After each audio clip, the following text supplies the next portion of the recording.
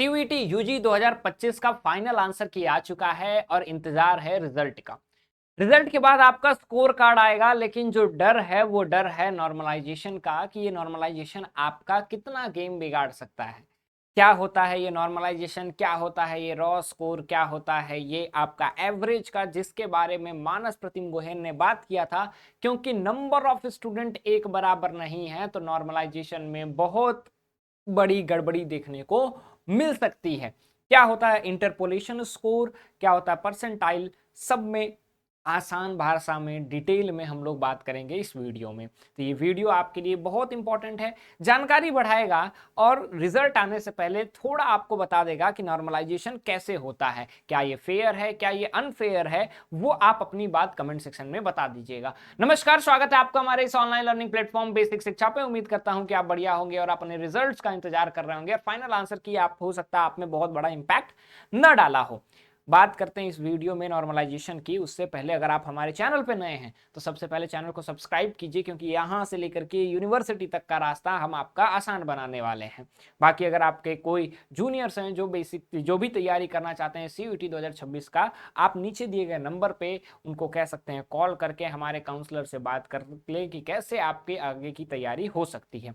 अब बात करते हैं नॉर्मलाइजेशन की।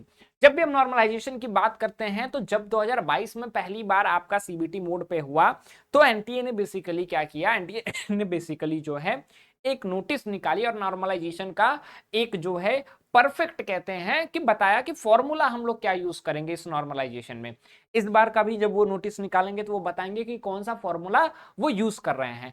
टिल डेट हम लोग, क्योंकि एनटीए ने सीयूटी यूजी में ही वो फॉर्मूला यूज किया था, तो उसी पे मैं आपको बता रहा हूं कि कैसे 2022-23 में आपका नॉर्मलाइजेशन हुआ था। ठीक है, अब नॉर्मलाइजेशन में तीन चीजें आपको पता होना चाहिए। एक तो रॉ स्कोर क्या है, दूसरा आपका परसेंटाइल क्या है, तीसरा आपका इंटरपोलेशन स्कोर क्या है। ये तीन डिफरेंट चीजें हैं और तीनों डिफरेंट चीजें आपको पता होनी चाहिए। ठीक है, अब मैं बात करता हूं, सपोज करो तीन स्टूडेंट हैं एक्स, वाई एंड जेड। ठीक है, अब x जो है एक दिन x का एग्जाम पढ़ता है शिफ्ट 1 में और वो लेकर के आता है 240 नंबर। S2 में शिफ्ट 2 में y का एग्जामिनेशन नहीं पढ़ता है, z का एग्जामिनेशन पढ़ता है शिफ्ट 2 में लेकर के आता है 200 नंबर। शिफ्ट 3 में पढ़ता है y का एग्जामिनेशन और लेकर के आता है 250 नंबर। तो जितना नंबर आपने पाया है वो क्या है, आपका रॉ स्कोर है। क्या है वो, आपका रॉ स्कोर है। ठीक है, याद रखिएगा। अब जब ये रॉ स्कोर आता है तो उसके बाद एनटीए क्या करेगा, एनटीए निकालेगा कि इस रॉ स्कोर में हाईएस्ट कितने बच्चों का गया है, कितने बच्चों ने जो है 250 में 250 स्कोर किया है। तो पता चलेगा कि भैया 250 में 250 मान लो जो है 100 बच्चे दिए और 100 बच्चों में 250 में 250 10 बच्चों ने लेकर के आया है। ठीक है, तो बोलेगा लोवेस्ट किसका है, सबसे कम किसका है, तो बोलेगा एक ही लड़का का सबसे कम है, वो 20 है उसका नंबर। ठीक है, 250 में 250 10 लोग लेकर के आए हैं, 20 जो है क्या है, 20 जो है एक ही लड़का लेकर के आया, सबसे कम है। ठीक है, तो बोलेंगे कि अब ये क्या करेंगे, अब ये चलेंगे परसेंटाइल निकालने के लिए। परसेंटाइल ये कैसे निकालेंगे, एक्स की अगर मुझे परसेंटाइल निकालनी होगी तो वो क्या निकालेंगे, कहेंगे कि भैया सबसे पहले अगर मुझे परसेंटाइल निकालनी है तो हम निकालेंगे सबसे पहले हाईएस्ट वाले की। ठीक है, तो कहेगा कि हाईएस्ट वाले की अगर परसेंटाइल निकालनी है तो कितने बच्चे, परसेंटाइल का मतलब क्या होता है समझो, कितने बच्चे जो हैं उसके बराबर नंबर लाए हैं या फिर उससे नीचे नंबर लाए हैं।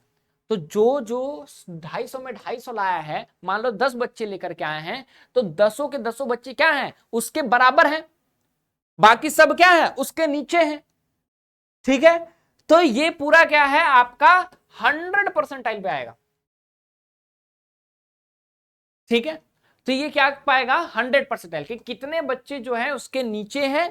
ठीक है, अब मान लो एक बच्चा है, अब जैसे अब हो सकता है 90 बच्चे, 10 मैंने बताया, तो अब 10 को इजी करने के लिए, परसेंटाइल निकालने के लिए मान लो एक ही बच्चा है। ठीक है, टोटल 100 बच्चों ने एग्जामिनेशन दिया है, तो एक बच्चे का क्या है, एक बच्चे का जो है वो 250 में 250, बाकी जितने बच्चे हैं सब उसके नीचे हैं। तो यहां से क्या निकल जाएगा, यहां से आप उसका परसेंटाइल निकाल सकते हैं। चलो भैया इसका मान लो 100 परसेंटाइल आया, फिर 99 परसेंटाइल आया। ठीक है, क्योंकि एक अकेला ही वो पाया, कितने बच्चे उसके बराबर नंबर पाए हैं या फिर उससे नीचे हैं।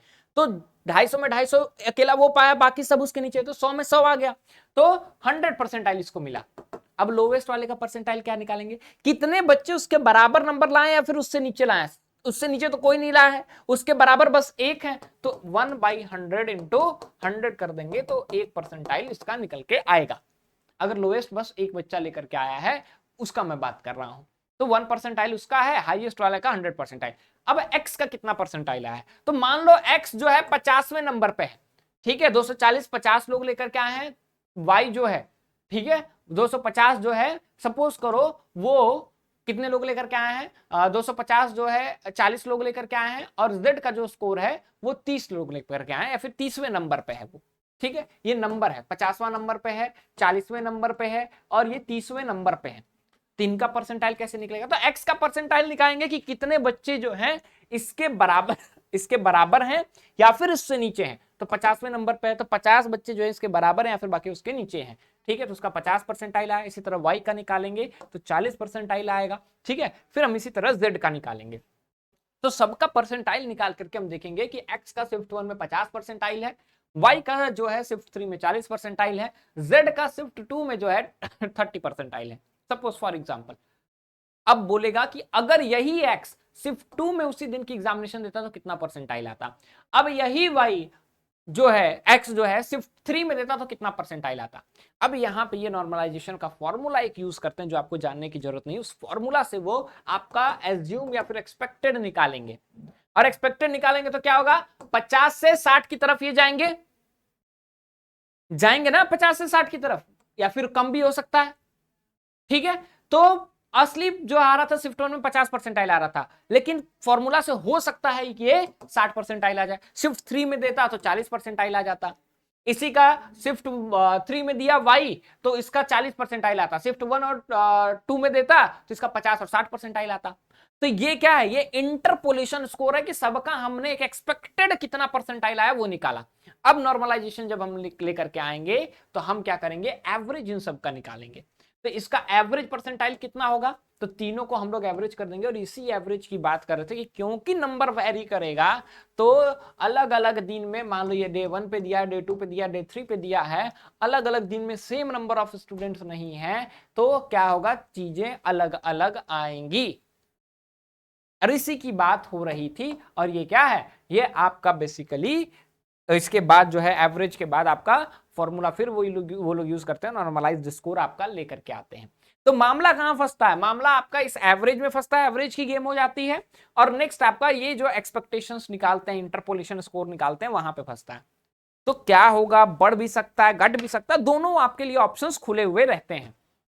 तो it's on you that you don't have to get panic नहीं होना है, आराम से रहना है, चीजें जो होंगी वो होंगी, ठीक है। बाकी रिजल्ट का वेट करते हैं, आज रात या फिर कल रिजल्ट पक्का आने वाला है, ठीक है। उम्मीद करता हूँ ये वीडियो आपके लिए थोड़ा बहुत समझ में आया होगा, नहीं भी समझ में आया होगा तो कोई दिक्कत नहीं है। अब फाइनल स्कोर आएगा तब हम लोग देखेंगे। मिलते हैं अगले वीडियो में और रिजल्ट के समय, तब तक इस चैनल को सब्सक्राइब कर लीजिए। उम्मीद करता हूँ वीडियो यूजफुल रहा होगा। Thank you so much.